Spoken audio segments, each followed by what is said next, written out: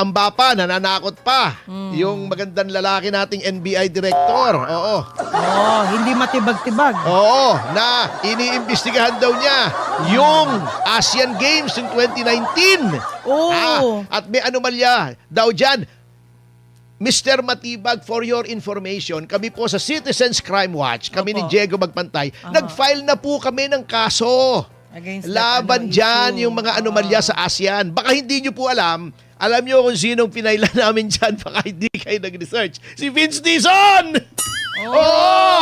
Meron na po yan sa ombudsman. Tingnan nyo na lang. Sangkot si Vince Dizon doon, baka hindi nyo alam. Baka magulat pa kayo. Yung mga nag-iimbestiga yan Tira kayo ng tira Parang yun sa Chicago. Tingnan nyo kung sino mga nasa likod doon. Mga investor noon. Tira na naman ang tira. Baka magulat ka. Mga kakampi nyo, meron ng demanda yan. Hindi pwedeng lahat na lang ikakalkalin mo. Dapat specific kasi sabpi na yan Security. Aside from mga sinight na mga provisions of law ng depensa on bank secrecy, doon sa Anti-Money Laundering Council, etc., etc. There is the security of the people in their persons, papers, houses, and effects. Yung subpoena, parang search warrant yan. Hindi pwedeng yung tinatawag ng Korte Suprema na roving commission o carte blanche. Sa French, carte blanche. O blank letter, parang blank check. Ikaw maglalagay kung magkanong amount. Hindi pwede yun. Ikaw na bahala dyan. Mali yun. Hindi pwede. Dapat yung subpoena specific. Ano bang taon? Tungkol ba saan? Ano bang bangko? Di ba? Hindi pwedeng, tingnan ko lahat. Baka meron tayong makita. Bakit? Dapat may nakita ka na nung tinransmit mo sa Senado kasi probable cause di ba nag-mini hearing pa kayo? Malaking pinag-usapan kahapon na ang isyong ito, ang malaking issue kahapon kasing laki ng ngipin ni Chel Jokno ay yung subpoena. Kasi ang labo nitong prosecution para sa akin. Di ba naging Vice President lamang si Binibining Sara Duterte noong 2022, di ba? Opo. July 1, 2022. Gusto nitong prosekusyon ay isabpina ang kanyang mga bank records. Buong buhay na yata gusto kalkalin Mula 2007. Ano ba naman yan? Ganun ba talaga yun, sir? Hindi pwede yun. Ayun. Ito ang natatawa ko Ito. Kalkalin muna natin yung argumento ng prosekusyon bago yung depensa. Ito ay opinion ko lamang po. Okay. Sabi ni Chel Jokno, medyo bombastic as if naman makukuha sa pagiging makata o dun sa acting o sa mga makatatamis na salita ang katotohanan. Sabi niya, yun daw paglilitis ng impeachment court is a power that nothing and no one can handcuff. Tagalogin mo! Tagalogin mo! Yun ay mga gawain na hindi po pwedeng pigilan ni naman. Yan. Okay, sabi naman ni Attorney Wesley Poa ay hindi pwedeng maging weapon of a fishing expedition. Tagalogin mo! Tagalogin mo! Hindi nyo pwedeng maging armas yan para sa inyong paghahanap ng mga mga detalye. At saka hindi daw pwede mag-fishing kasi ayaw tayong papasukin sa Baho de Masinloc. Hinaharang na hinaharang. Wala nang fishing ground. Wala namang connection. Wala namang connection dito. No? Dagdag lang. Eto, okay. Suriin natin. Sabi ni Chel Jokno, dapat daw tignan. Umpisa 2007, Vice Mayor si Sara Duterte noon. Ibang posisyon na yan, sir. Umpisa 2007 dahil kung nagpayaman daw si Vice President Duterte, nung siya ay Vice Mayor pa lamang, Mm. hindi siya naaangkop o hindi niya deserve manatili bilang Vice Presidente. Presidente. Okay, yung number 1. Ngunit! Sabi naman ni Atty. Poa, Opo. sabi na nga dun sa Duterte, case na kamakailan lang nilabas. Mm. Ang sinusuri lamang sa impeachment ay yung mga nagawa ng isang tao kung siya ay impeachable officer na. Ibig sabihin, mula nung siya ay naging vice-presidente. Mhm.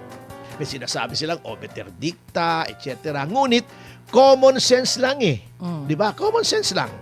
Okay, unang-una, bigyan natin ng simple, oversimplified, pero madaling maunawaang halimbawa. Opo. Okay. Nagkaroon ka ng girlfriend noong 2022. Naging mag-boyfriend-girlfriend kayo. Since 2022. Oh, since Okay. 2022. Yeah. Biglang ngayon ay nagkatampuhan kayo. Inakusahan ka ng girlfriend mo. Oh. Ikaw, babaero ka. Sabi mo, Biglang-bigla? ako? Hindi ako yun ha. Ako hindi ako babaero. Ako yung pampababae ay labag sa aking pananampalataya. Yon. Sapagkat nakasaad, mga kapatid, sa unang Korinto 6, ang talata ay 9, ay ang mga nakikiapid ay hindi maliligtas. Kaya po, palagi at patuloy at walang tigil ang aming paalala, mga kapatid, bago magtapos ang programa, na huwag kayong makiapid. Di ba? Di ba? Opo, Lagi opo. naman Lagi nating huwag pinapaalala. makikiapid. Yes. Ano to? Theoretical. Opo. Ikaw, sabi niyong babae, ngayon 2026 ha, babayero ka. Mm. Sabi niya, paano mong nasabi yan? Yon. Pagka ikaw ay may girlfriend, meron ka pa rin ibang girlfriend. Minsan Oh. dalawa, tatlo pa. May reserba? Oo, sasabihin mo, hindi, ako! Ako! Sige nga, sabihin ng girlfriend mo, Oh. patingin nung mga text messages sa cellphone mo. Oh, binomasa. Mula noong 2007. Ay, wala na yun. Oo. Malabo na yun. Ay, teka muna. Di ba? Oh. Kailan ba tayo naging mag-boyfriend? Di ba 2022? 2022. Oh, kung nang bababae ako noong 2007, hindi pa nga kita kilala noon eh. Oh. Pagpalagay mo ng babaero ako noong 2007, 2008, Oh. bakit mo titignan? Ay, wala na yun. Oo. Foul na yun, foul. Yun nga ang sinasabi Common ko. sense lang po yan, sir. Tingnan mo, umpisa nung naging mag-boyfriend tayo o 1K nang bababae ko. na. Oh, yung aga naman. Maraming Congratulations. salamat. Thank you, guys. Happy 1,000 live viewers sa DCAR. Ah. Huwag mong titignan yung 2007. Huwag ka mag-throwback. Yun, ganon ka. Oh, mali naman Ganon po yun. ang halimbawa na gustong gawin ng prosecution. Oh. Gustong kalkalin. Fishing expedition nga. Oh. Sapagkat kung ikaw ay noong final mo yung articles of impeachment, kung kayo ay parehas dun sa House of Representatives at hindi nyo ni railroad yan, yung sinasabi nyong unexplained wealth, Oh. alam nyo, anong taon ba nagkakalap, nagka-accumulate Okay. ng unexplained wealth ang Vice Presidente? Oh. 2002, 2003, 2004, 2005? Oh. Oh, di ba? Hindi alam. Ano ba? 2022, 2023, 2024? Hmm. Hindi nyo alam! Ibig sabihin, nanghuhula kayo. Ayan, true and false lang Nanghula yan. kayo ni railroad nyo. Kasi di ba, actually sa isang forum, nagde-deliberate pa lang, mini trial pa lang yung House Justice Committee tungkol dun sa articles of impeachment kung itatransmit o hindi. Sinabi ko na, pupusta ako kahit kanino, 1 milyon. Itatransmit yan. Bakit? Kasi talagang itatransmit nila yan. Kaya may basihan, kaya wala. Itatransmit nila yan eh. Oo. Di ba, attorney, kasiraan nila yan pag ganon? Mga sira naman talaga sila eh. Pero paano kasiraan nila? Ano pag sisirain mo? O puro sira na nga yung mga yun eh. O, di ba? O. Tingin ko lang po. O. Di ba? O, di ba? Sabi ko, itatransmit yan. Kaya may basihan, kaya wala. Ngayon, tinransmit sa Senate. Okay. Walang basihan. Kitang-kita nyo na. Kabote yung nangyari noong unang-unang articles, yung Article 4. Okay. Ngayon, gusto nila yung ill-gotten wealth. Yun ang susunod. Oh. Okay. Hindi pala nila alam kung meron nga o wala. Ngayon pa lang nila patutunayan. Bakit ko nasabing hindi nila alam? Gusto nila from 2007 to 2026, 19 years! Grabe. 19 years! Saka ka maghahanap? Ano ka? Hilo? Bago sinasabi nitong si Chel Jokno, hindi pwedeng pigilin, hindi pwedeng pusasan ang impeachment court. Mali! Mali! Anong basic precept ng konstitusyon? Ng konstitusyon. Ang konstitusyon po, itinuturo yan sa law school. Baka hindi na pag-aralan ni Chel Jokno kasi panay ang bisita niya sa dentista noon. Baka sumasakit yung ngipin niya. Ikaw naman. Ay, sorry po. Oo, nung nag-aaral siya. Opo. Kasi maraming makakapitan ng tartar. Oo. Oh. Ito, ang konstitusyon po ay may dalawang bahagi. Okay? Ang malaking bahagi ng isang konstitusyon ay yung grant of powers sa tatlong great departments of government. The executive, the legislative, and the judiciary. Actually, legislative muna, executive, and judiciary. 6, 7, 8 article. Article 6, legislature. Article 7, executive. Then Article 8, judiciary. Ito ang pagbigay, paggawad. Ano ba ang kapangyarihan ng legislature, ng executive, ng judicature or judiciary? Yan. Yan ang malaking bahagi ng konstitusyon. Opo. That is one part of the Constitution. A smaller part, but not less important. In fact, baka mas importante pa ay yung Bill of Rights. Ano yung Bill of Rights? Yung mga articles na iba, binibigyan ng kapangyarihan ang tatlong sangay ng pamahalaan. Yung Bill of Rights is a limitation on the power. Oh. Bakit kailangang may Bill of Rights? Bakit kailangang may limitasyon? Sapagkat ang pamahalaan ay makapangyarihan. Yun. Lalo na ang ehekutibo. Pero lahat yan may kanya-kanyang kapangyarihan. Kapag hindi mo binigyan ng limitasyon ang kapangyarihan ng tatlong branches of government, maaring abusuhin. Ayun. Kaya may Bill of Rights. No law shall be passed abridging the freedom of speech. Limitasyon sa legislative power. Yan. No person shall be deprived of life, liberty, and property without due process of the law, nor shall any person be denied the equal protection of the law. Limitasyon sa lahat ng branches ng government, di ba? Oh, hi, happy! Hi. 1,500 live viewers. Thank you so much. Security of the people in their persons, papers, houses, and effects shall be inviolable, and no search warrant or warrant of arrest shall issue except upon probable cause to be personally determined by a judge. After hearing the witnesses. Limitation sa power ng judiciary.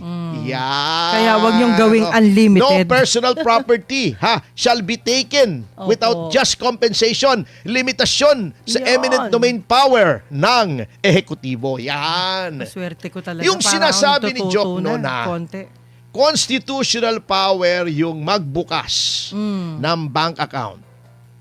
Dahil ang sole authority sa impeachment ay ang impeachment court.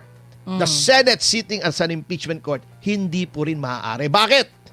Yan pong powers ng impeachment court ay granted by the Constitution under Article 11 of the Constitution, yung provisions on transparency and accountability. Take note Yun mga ang kasama, hinahanap. nakikita nyo ako dyan. Wala po akong notes hindi ako tumitingin dito. Ito po, walang notes to. Yan, Wala tungkol yan. sa mga Details lang yan. ng mga Hindi detail. Ito yung mga news. Oh, mga news balita. article na pinrint natin as is. Risa, wala akong notes ha. Wala akong index card dito ha. Hindi ako mahilig sa notes. Ikaw lang ang mahilig sa notes, Risa ha. Oo. Yan. Okay. So mga kasama, may power na ginrant sa impeachment court. Totoo! Ibig bang sabihin walang limitasyon? Hindi po.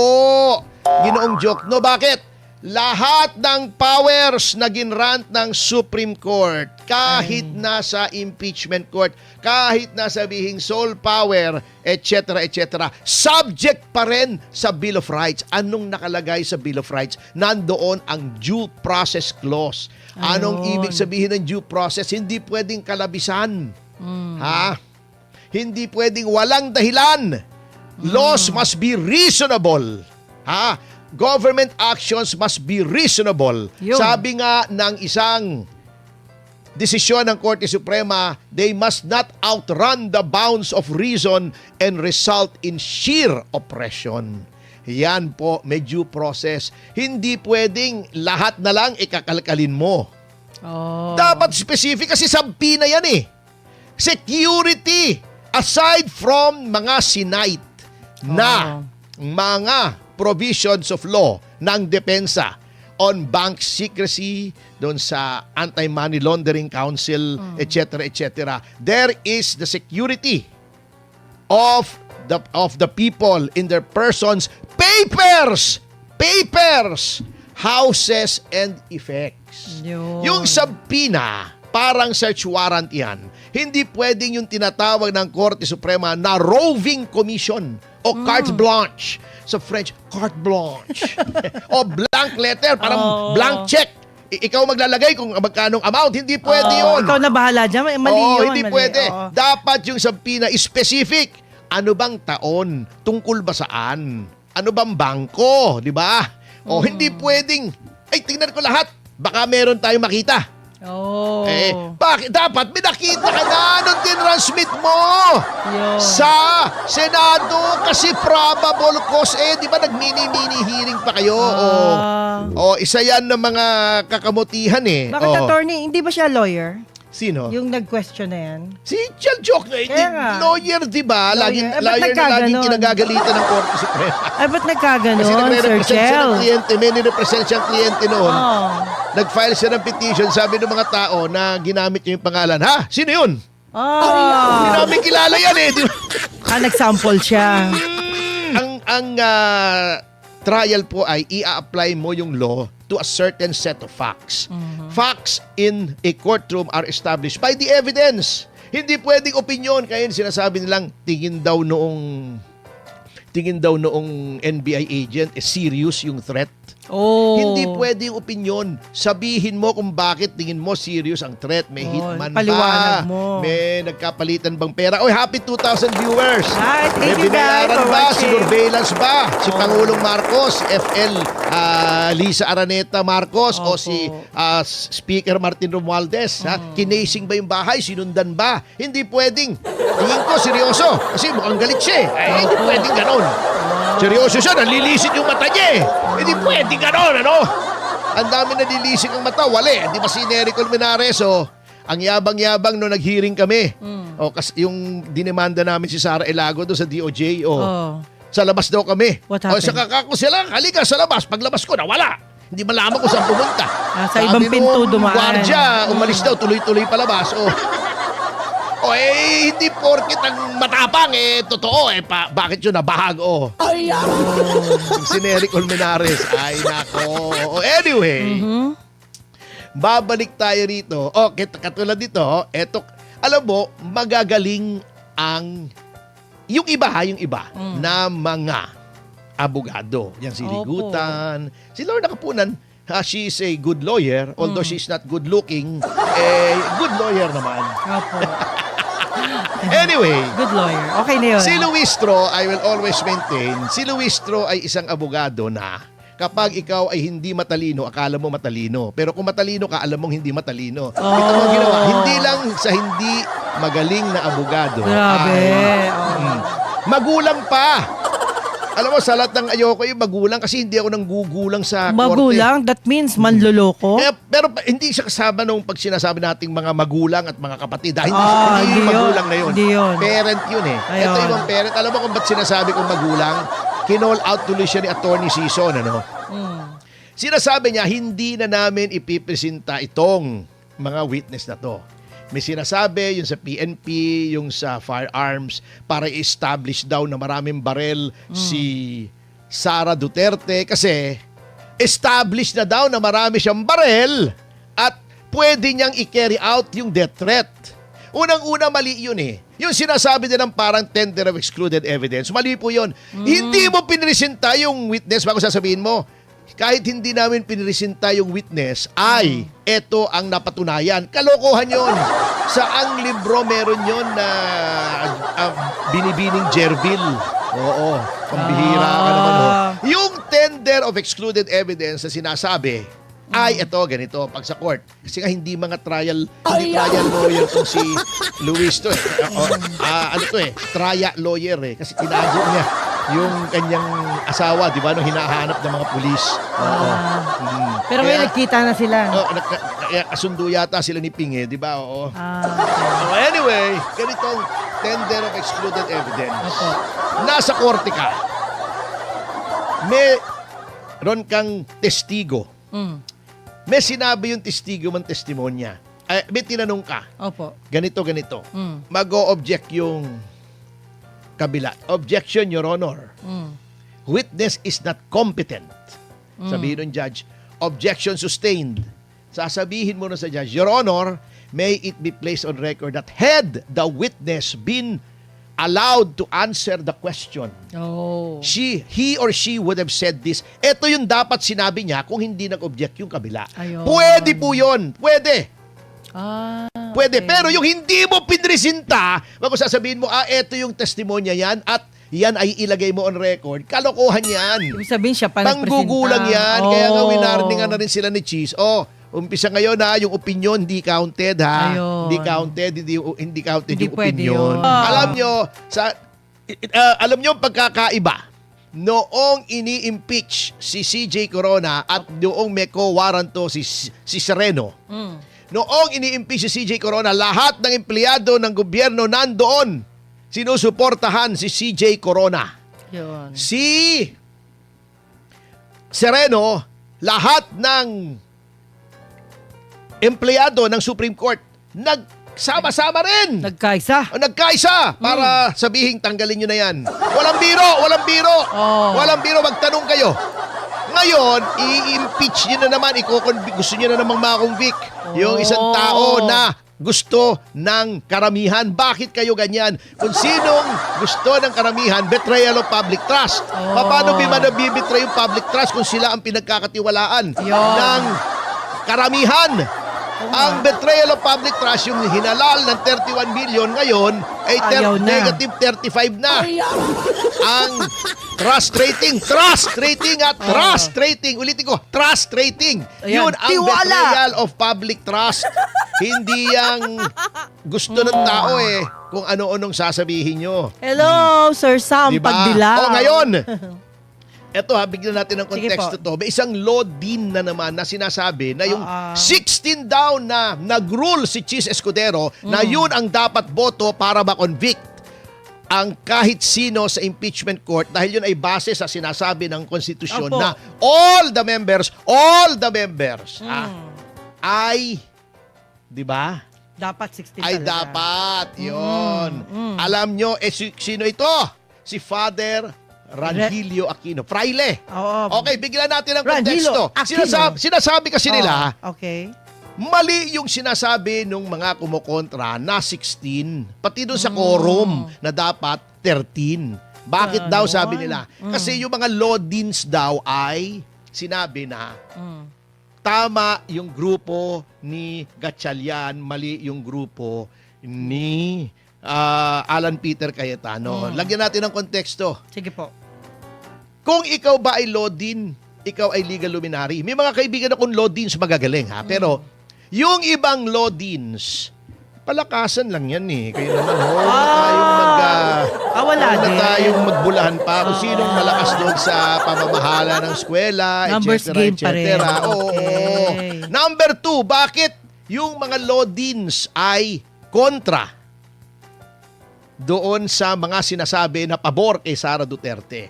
We must remember na karamihan ng law schools dito ay pinamamahalaan ng mga orders, yung mga religious orders Opo. na nasa ilalim ng simbahang Katoliko. Yes. At ang simbahang Katoliko ay ayaw sa mga Duterte. Umpisa na natin. San Bakit Beda. ayaw? San Beda. Yes. Simbahang Katoliko yan, di ba? San Sebastian, Recollect, di ba? Lasal. Di ba? De La Salle. Diba? Yes. Lasal Brothers, di ba? Yes. Ateneo, mga Opo. Jesuita, kung saan ang galing yung group, yung word na sweetie, Jesuita. And so on and so forth, di ba? Ayaw nila kayo mga Lodins nila, pinasasabi nila yung mga kontra sa mga sinasabing opinyon na pumapabor naman kay Sara Duterte. Okay, etong fraile na to, si Ranhilio Aquino na di ng San Beda. Unang-una po, fraile, hindi ka naman abogado eh. Kaya ka naging law dean ay dahil may masters kaya may doctorate ka. San Pero Beda. hindi ka naman kumuha ng bar. Kuha ka muna ng bar bago wala kami pa siyang maniwala bar. Wala. Kuha ka muna ng bar. Kulang pa. Fraile, Fraile. Kuha ka muna ng bar bago kami maniwala sa iyo. Pumasa ka muna. Okay. Number 2, kita mo ang sinasabi nito, Hindi ba naman kengkoy yung opinion nito, Sabi niya, yung 2/3 daw ng lahat ng miyembro ng Senado Okay. ay ibig sabihin noon, ay kung sila ay narinig nila yung ebidensya at sila ay nag-deliberation. Sabi niya. Opo. Kung hindi naka-attend ng deliberation, hindi narinig yung ebidensya, papaanong boboto? Yun ang sabi niya. Fraile! Fraile! Saan sa konstitusyon nakalagay yun? Okay, eto, common sense Okay. Medyo mahirap po itong ipaliwanag kung hindi abogado kasi tama. dapat, pero maaintindihan nyo to, simple lang to kung babasahin nyo ang konstitusyon. Opo. Yun pong Supreme Court at yung COMELEC, nakalagay puro na. Happy 3,000 live viewers po. Maraming salamat Thank po you, sa inyo. guys. Salamat. Yan. Grazie, muchísimas gracias. Muchas gracias. Gracias, Okay. gracias. Oo. Okay. Tera makasi. Ano yun? Ay, ayating ka. Mahal kita yun eh. Di ba? Ganun din. Oo, yan. Oo. Anon? Aquino. Oo. Okay. Constitution. Anak ni Batak. Oo. Oh. Sa Constitution po, nilagay talaga yung Supreme Court at yung Constitutional Commission, katulad ng COMELEC, Opo. sinasabi dyan, ang boboto dyan ay yung majority noong mga nag-participate sa trial at duminig. Tama yun. Pero, kung gugustuhin ng mga may akda ng ating saligang batas na ganun din ang patakaran sa impeachment court, di dapat nilagay nila yun. Pero anong nilagay nila? 2/3 of all. Walang sinasabing yung nag-deliberate. Walang nasasabing yung nakarinig ng ebidensya. All senators. Bakit? Kasi nga sinabi ni Joaquin Verna, si Sarin Fraile ito, Opo. noong ginagawa nila yung konstitusyon, gusto nila mahirap tanggalin. Pero hindi imposible. Pero mahirap. Bakit? Dahil ang dalawang impeachable officers ay halal ng buong bayan. Okay. Yung ibang impeachable officers, sino? Okay. Ang punong maestrado at mga maestrado ng Korte Suprema. Bakit mahirap din silang tanggalin? Bakit kailangan 16 votes? Para mapangalagaan ang kasarinlan or independence ng Supreme Court. Yun. Kaya mahirap tanggalin. Hindi mo pwedeng iharas ang mga miyembro ng Supreme Court na tatanggalin kita pag hindi ka Hindi nag-ruling pwedeng takutin. sa aming pabor. Okay. Ano pa ang mga impeachable officers? Ombudsman. Kasi nga, pinangangalagaan din ang independence ng ombudsman. Pero wala na yan ngayon, kamote ng ombudsman. Hanggang nandyan si Ginoong Remulla, wala na, kamoting kahoy na may ulalo na yan. Okay. Ano pa?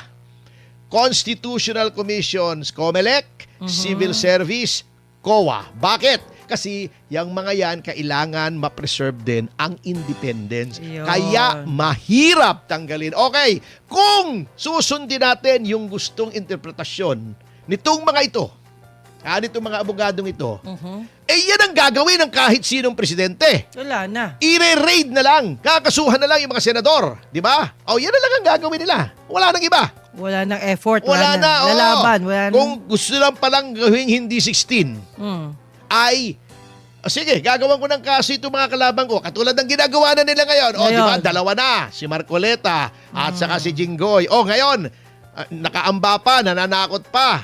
Yung magandang lalaki nating NBI director. Hindi matibag-tibag. Na iniimbestigahan daw niya yung Asian Games ng 2019. At may anomalya daw dyan.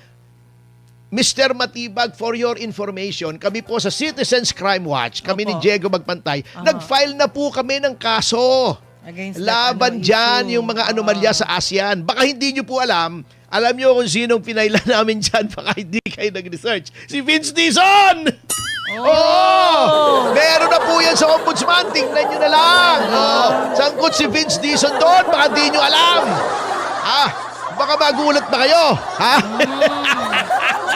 Yung mga nag-iimbestiga yan Tira kayo ng tira, Parang yun sa Chicago. Tingnan nyo kung sino mga nasa likod doon. Mga investor noon. Tira na naman ang tira. Baka magulat ka.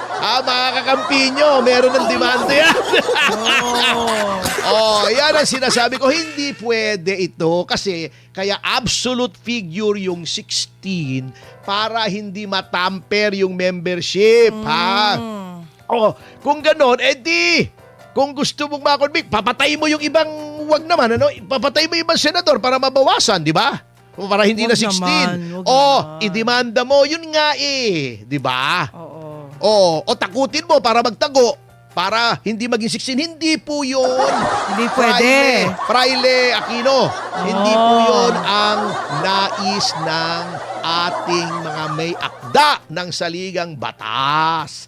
Gusto po nila talaga 16 kasi all the members, ilan ba members? 24. Ngayon, kung may mamamatay, wag naman. Halimbawa, si Senator Soto namatay. Pero wag naman. Halimbawa lang. Si Ping Lacson namatay. Knock on wood. Kumakain sa bahay, biglang nabulunan sa wag buto naman ng manok. sana. Hindi nakahinga, namatay. Hindi naman, example lang yon. Yun, doon babawas yung 16. Pero hanggang buhay, kahit nagtatago, nakakulong, buo pa rin suspended, sila. miyembro pa rin sila. All the members, all 24. Yung mga nagsasabing hindi, the all, ay all lol. Yun, mga yun. Grabe. Harsh naman yan. At sa kabila niyan, Ayun na, sige. wala kayong ginawa kundi iharas ang mga senador na kalaban ninyo. Eto, nagiging katawa-tawa tayo. Di ba yung lagi naming kinikriticize doon? Alam nyo, si Congressman Tevez, siya kontrang-kontra siya rito sa Maharlika Fund. Diba yung Maharlika Fund, yung Sovereign Wealth Fund daw natin na kinuha yung sa PDIC, sa lahat ng mga pondo ng gobyerno kung saan-saan, sa health. Inilagay dito, ito daw ay kanilang i-manage. Happy 3,500 viewers. Ang daming nawala ng pondo rito. Nilagay lahat dito. Bago yung nagmamanage ito, isa pa lang tao. Yung presidente pa lang ng Maharlika, 1 milyon, isang buwan ang sweldo. Wow. Naging sovereign, ang namanage yung wealth niya hindi yung wealth ng taong bayan. 3.5K. Yan na. Nasabi ko. Okay. Ay, katawa-tawa pala ito kung ihahambing mo sa mga sovereign wealth fund at walang kwenta pala ito. Ito Eto ha. Opo. Ito ang halaga ng sovereign wealth fund natin ay number 76. Ha? Out of 109. Ibig sabihin, kulelat na naman. Alam nyo, hindi po ako natutuwa pagka napapahiya ang Pilipinas. Kaya lang kayong gumagawa eh. Nababaliwala Ipapahiya tayo. natin eh. Opo. Oh. Ito mo naman, oh. Ang assets pala nito, eto dito ka magtataka ha. Tingnan natin to ha. Eto baka kung ano-ano namang kalokohan na naman dito. Hindi ko sinasabing meron ha. Opo. Dati pala, noong 2024, nung nagsimula yung sovereign wealth fund natin, ang assets ay nasa $8.9 billion. Wow. Pero ngayon, 2.2 billion na lang. Saan ang punta yung difference? Di ba dapat tutubo tayo? Yun nga Eh, eh. ba't nawala? Ewan ko, baka nalinis tubo. Grabe. Nawala eh. Oo Oh. nga. At ito pa ang nakakatawa ha. Ha? Ito ha. Tayo ang pinakamaliit. Parang ako pala to. Kita mo, sa ASEAN region na sovereign wealth fund. Ayan. Oh, kita mo. Pinangunahan pa ng Singapore yan, ha? Tayo ay 2.2 billion ha, Opo. US. Alam mo Opo. ba kung magkano sa Singapore? Magkano po yun? Hulaan mo, nandyan. Huwag mo na Okay. hulaan, basahin mo na lang. 6 na nga, 936 billion. 936 billion! Diba? Grabe. Wala pa tayo sa butal. Yung 6 billion. Where's the yung money? butal. Oh. 3 digits ha. Grabe. 936 billion. Billion. Konti na lang. Ha? Oh Isang my trilyon God. na. Ito na.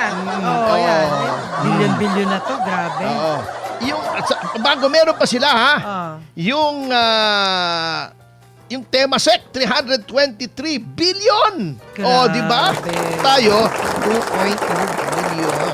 Kweng, kweng. Oh, Kweng, kweng. ang Indonesia, Oh. Indonesia, Opo. Sige. 230 billion. Grabe. Oh. no? Tayo 2.2 billion. Kwek, kwek. Kwek, kwek. Oh, ang Talagang ano bagsak ha? tayo, no?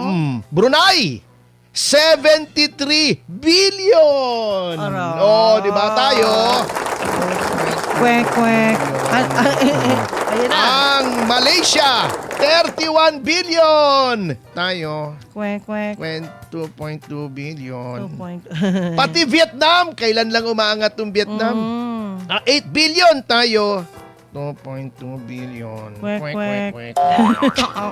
Oh, ano, bago na babawasan pa, akala ko ba tutubo tayo dyan? oo nga. Bakit yung 8 billion naging 2.2 billion? Alam nyo, yang hindi natin nakikita yung mga yan kasi inaabala tayo ng administrasyon dito sa impeachment. Nakakalimutan na natin yung flood control pero ayan na naman ha, hindi na naman natin makakalimutan yan sa pangyayari. Naku po. Nakakalimutan na natin yung gintong binenta. Ayun na. Nakakalimutan na rin natin itong Maharlika at yung mga insertions, hindi natin po napansin. Hindi pa. Tapos na yung argumento sa Supreme Court at harinawa, kung sasabihin ng Supreme Court na illegal yung mga insertions, ay uusad na yung aming hinain Paano sa na yun? ombudsman Ayun. na yung, anong tawag dito? Yung criminal case laban kay Martin Romualdez at sa mga ibang mga tao Iba pang for concern. malversation Ayun and na. falsification. Ewan ko lang kung uusod kasi si Ginoong Remulla na ang nandyan. Oh. Mangangamote na tayo dyan.